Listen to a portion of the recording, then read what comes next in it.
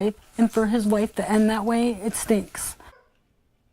Loved ones remember a teen killed on his way home from work. An 18-year-old with developmental disabilities killed in cold blood, shot on New Year's Eve after leaving the rallies off Broadway. Only on News 5, Kevin Barry spoke with the victim's sister about a difficult life cut short in an instant. Kevin.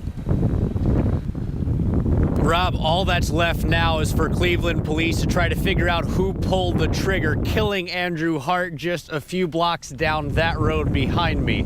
His sister says it was the end to a short and tragic life. Even in the first few hours of 2018, figure out who did it and everything that happened. Paige Johnson's mind is on one of Cleveland's final violent acts of 2017. It was really hard. I just woke up and I received a phone call.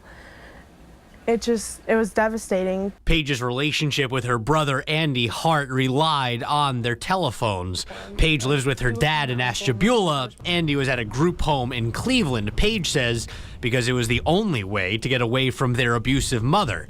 Constantly trying to make ends meet meant getting together in person was rare. No matter what, every time I talked to him, he was always like, love you, love you, love you. He would make sure he wouldn't let you hang up the phone unless he told you he loved you.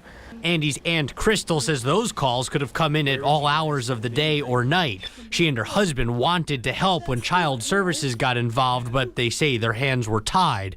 Paige says their mom lives out of the state, and a group home was one of Andy's last options. It's frustrating because if situation was different and children's services would have stepped in, a different situation.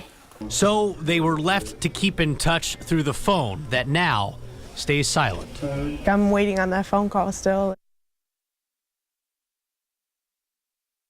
Cleveland police tell us tonight there are still no updates on that investigation, and they're still working to figure out if there are any witnesses to whatever happened before Andrew was shot. Live in Cleveland, I'm Kevin Barry, News 5. Kevin, thank you. Now we